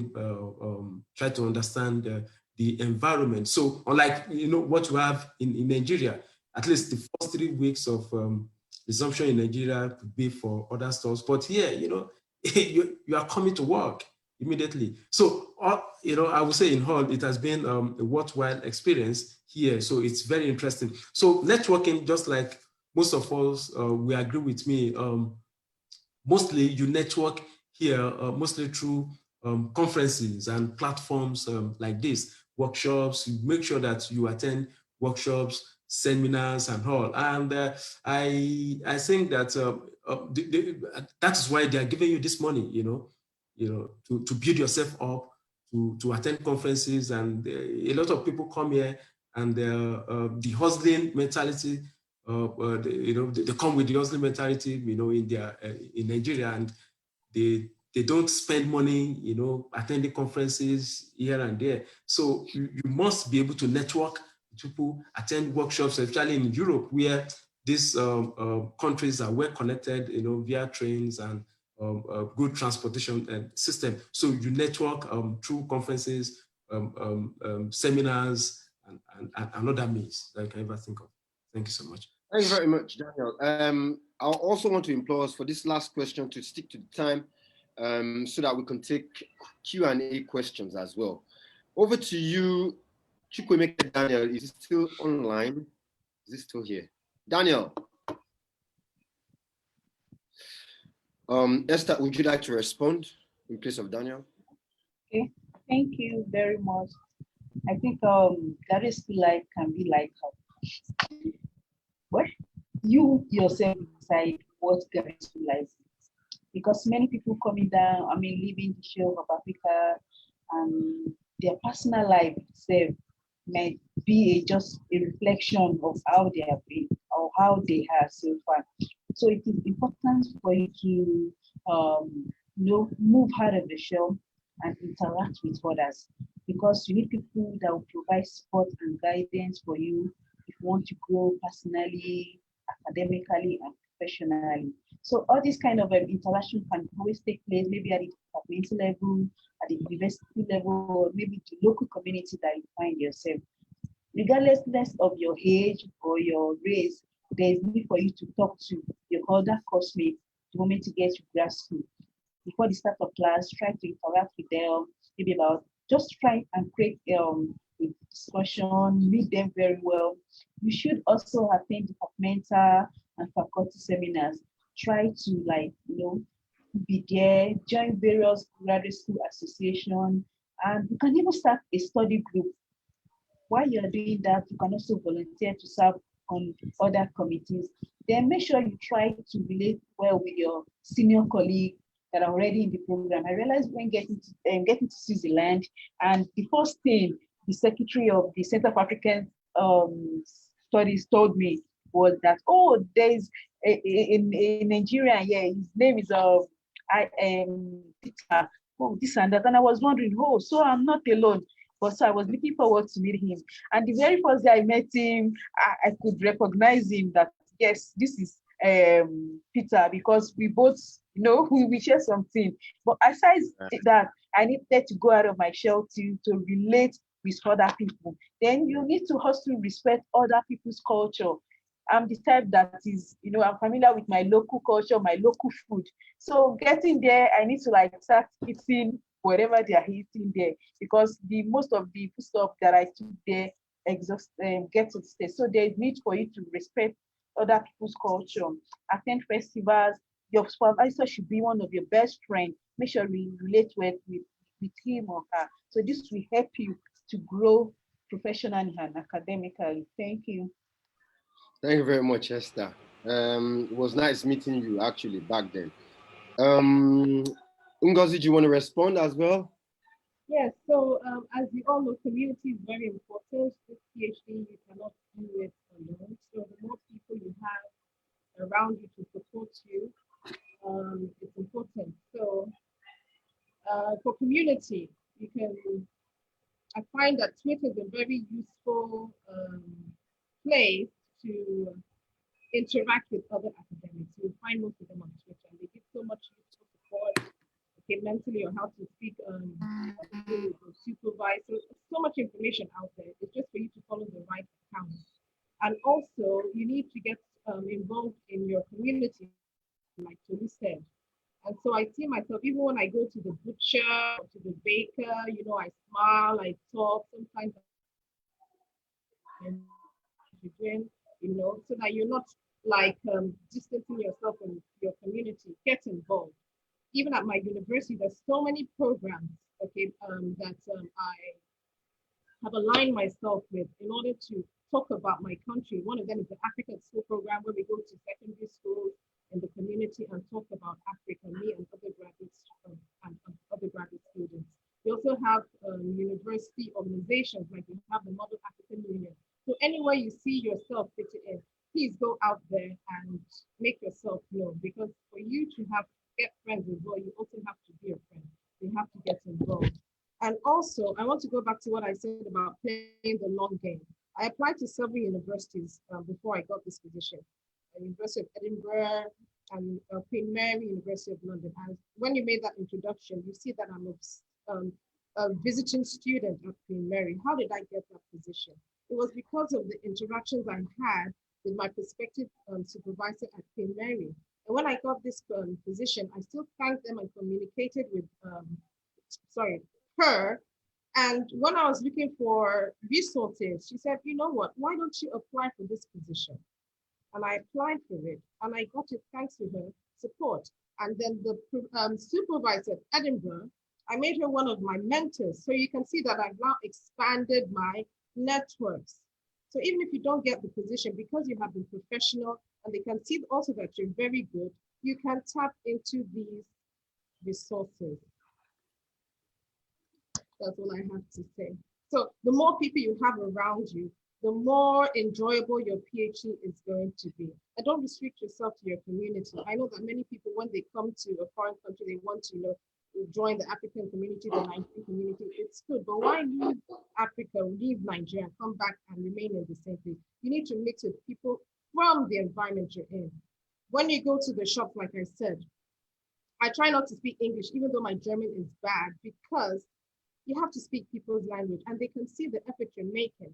Sometimes I may say something wrong and we all laugh about it, but they can see that you're putting in effort and it endears people to you. So try and speak the language as well. Thank you very much. Thank you very much, Ngozi. Titilayo, quickly, we still have to go into the Q&A session. Your opinion, please.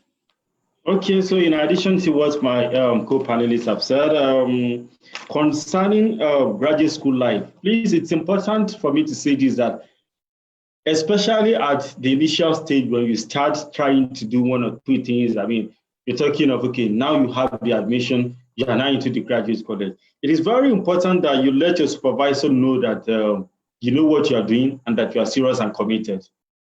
It is absolutely very, very important, because there will be times where she has to speak for you. I mean, especially maybe you are making presentations or something, but if you don't carry along, especially at the initial stages, you need to create a very, very positive impression, not only with your supervisor, but with fellow professors in the college. So the second point is that you really have to, it's not about studying. Try to interact with people, learn new things, try new foods, learn the language, visit places. It's not about studying and studying and studying and studying. No one to rest, take time to relax. And lastly, let me quickly say this. It is because I found out that this actually might actually open opportunities for you. It is important that you participate in seminars or colloquiums, even if they are not mandatory. Participated in for last year already, and then I have to travel to the USA to make a presentation at an international conference. So some of us, we feel I'm too busy, I have this deadline, I have that, just take time, squeeze that time. It's very important. Try to participate in seminars and colloquia, even if they are not managed, they help a lot. And I have to say that because of that, I have international access to some schools, traveling around the world. Thank you. Thank you very much. Sean, please, 1 minute. So I will describe my graduate school life here so far as eclectic. So, I mean, it's very important to join national and regional associations. When I first came here, I was completely stranded. I didn't have a place to sleep. It was this, it was reaching out to these associations that secured me a place that I could live. And then before I got my own accommodation, be prepared for a lot of culture shock, respect and tolerate people's, respect and tolerate difference, and then don't be shy to live your own uniqueness. I mean, I find that, a lot of my colleagues appreciate me a lot when I try to dress in my own cultural way and do my own things. I mean, I write a lot about my hometown, and my colleagues here are very always impressed about, the things that I write, when it comes to my own uniqueness. But then I want to speak about timekeeping. I mean, you have to be very, very meticulous in keeping time, keep to time, organize your life, and plan your activities. It's very crucial. There may be nobody there to send you reminders, and it is also very critical to gain valuable skills in computing and internet use. As it may be that your major opportunity to get critical information will be your institutional email. Keep a tab on your email every single time. And then if you come to Europe, try to maximize the opportunity that the resident permit give you. I mean, travel to as many countries as possible as you may. It may be one in a lifetime opportunity for you to reach out to as many as 20 countries. Thank you.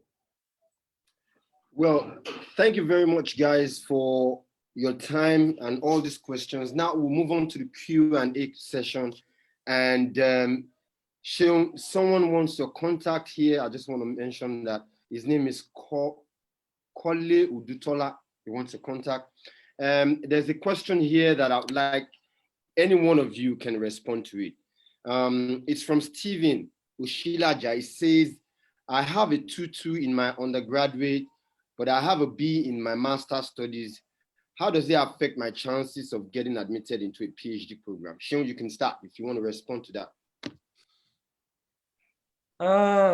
Sorry, I was trying to reach to the I can go by the question again. He said, I have a 2-2 in my undergraduate, but I have a B in my master's studies. How does it affect my chances of getting admitted into a PhD program? Okay. So I have colleagues who had 2-2s in all of their programs, their undergrad and masters, and they still got like a scholarship, fully funded scholarship here. So one thing I would say is that in your cover letter, in your SOP, try to lay emphasis on where your strengths lie. So if there are specific courses that directly relate to the program you want to do, and you had very strong grades in those very specific courses, try to point to that in your application dossier. And so try to emphasize where your strengths are. If you have very strong strengths in researching and writing, try to demonstrate that. If you've gone to a lot of conferences, a lot of seminars, a lot of workshops that can show that you've gained very valuable strength, try to highlight that. So beam the focus on your strengths. Don't let where your weaknesses are be the main things that stand out from your application dossier. All right. There are a few questions coming in right now. I'm just probably going to ask you guys randomly to answer some of this question. If you'd like to go Ngozi on this one, Samsung SM Lukman is asking, what is the difference between motivation letter and statement of purpose? I don't think there's any difference in the two. The statement of purpose, I think that's the terminology they use in the United States or so. And the motivation letter is what they refer to as the SOP in Germany. So there's no difference. All right, thank you very much. Chigozie Anako is asking, does the proposal also change with each potential supervisor one is contacting? So Titilayo, you want to respond to that?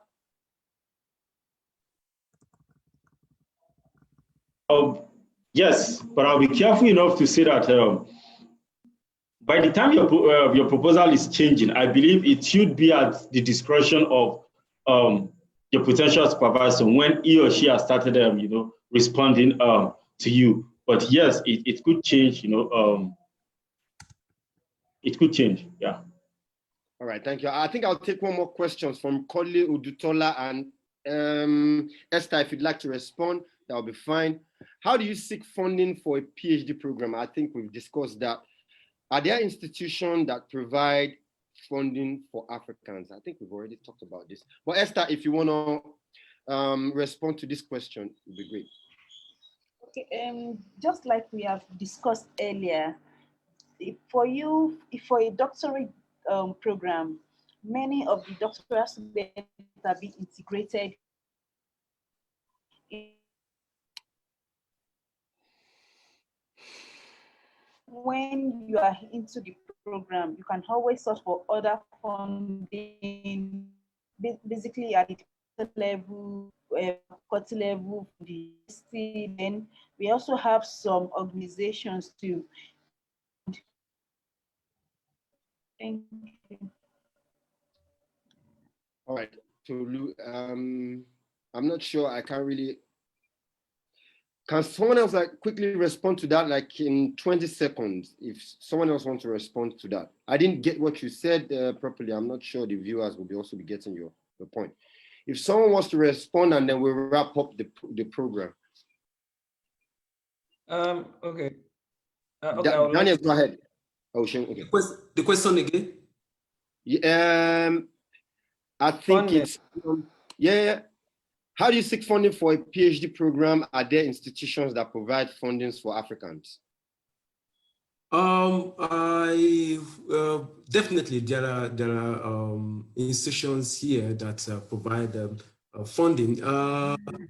I would not, from my own understanding, I think these funding bodies have their own missions, you know. They have their own focus. So there are some of them that provide, you know, funding for that focus on sub-Saharan African. So there are some that focus, you know, that are general, that provide funding for students from wherever, you know, from all over the world. So so you just have to look at for these organizations. There are some that provide for African students, and there are some that provide from students coming from anywhere in the world. All right. Thank you very much. Thanks to all our panelists. I think there are people in the audience that wants to talk. You can signify, and then Professor Aderinto would let you in.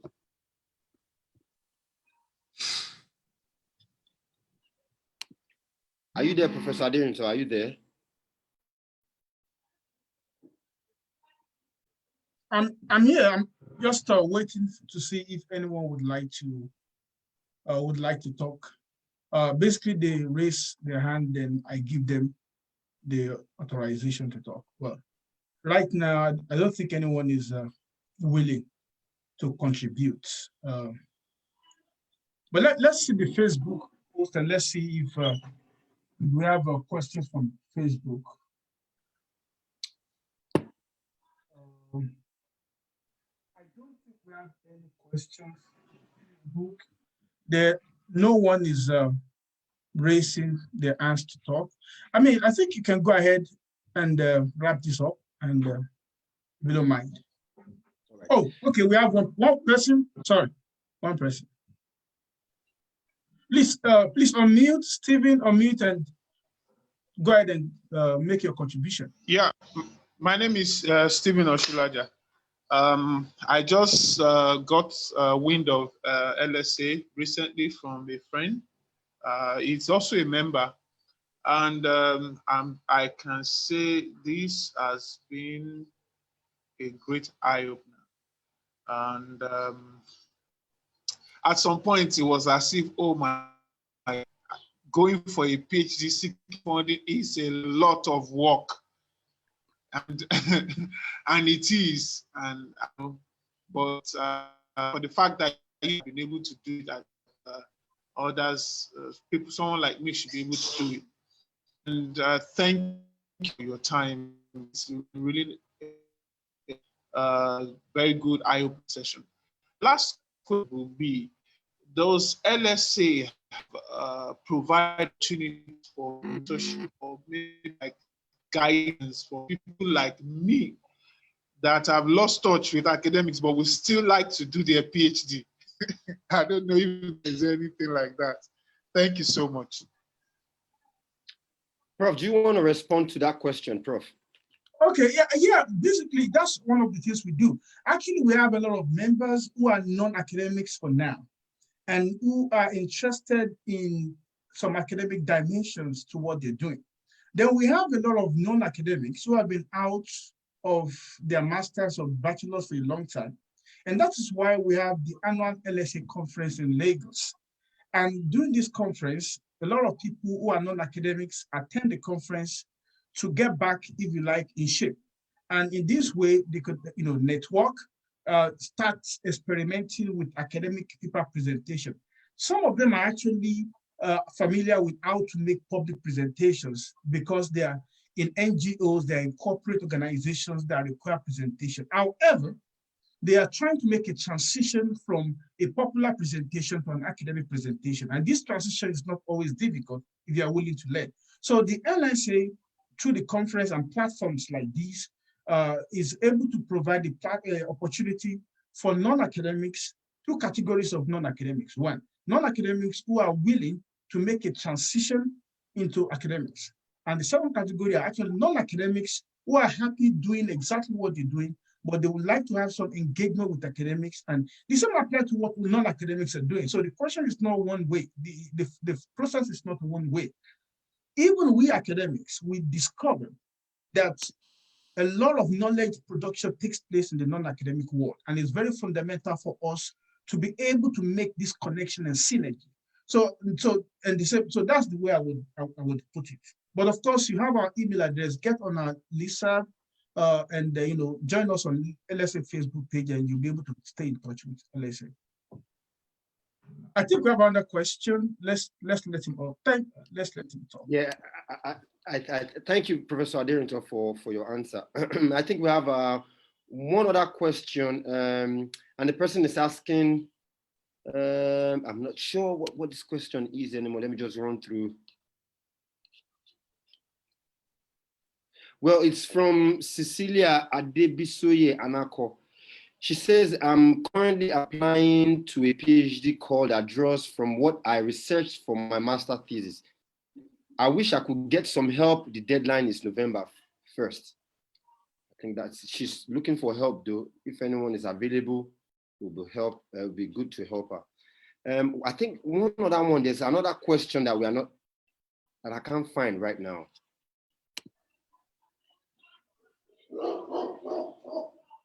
Okay, I think it's from Samsung Lukman. It says, is it compulsory that one's reference letter come from referees on one's CV?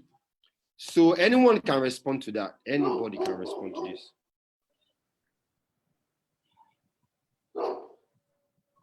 Yes. Okay, go ahead. You want to respond? Go ahead, Daniel. Go ahead. Okay. I think it's very important. It's very essential. Because the names you include on your CV as your referees are names of people that know you very well. And it's always advisable to have these people as your recommenders, So it's very essential it's very important, very important for those who are on your CV to be the one to give you recommendations. Anyway, you can actually change this depending on your applications and then where you are applying to. All right. Any other person wants to say something about that? I want to say, in contrast to what Sean said, that normally you don't add your referees, or is it referees on your CV, but when you're making the application to the school, the graduate school, or however they're receiving the application, you should make sure that the referees, the names that you supply, match the references that are sent.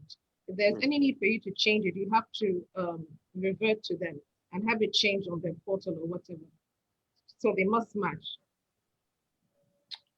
All right, thank you very much. And I want to thank all our panelists for coming to this webinar. It's really been inspiring. And Professor Aderinto, would you like to say any other thing before? You are the chair. You have the, go ahead and just wrap everything up. We want to thank the Lagos Studies Association for organizing this webinar on graduate school application and experience in Europe. We hope that we'll be able to continue this networking, academic network in the future. And we are looking forward to our annual conference next year, either online or in person. So thank you very much to our panelists once again, and hopefully we'll meet sometime again. Thank you, and bye. Bye. Bye-bye. Bye.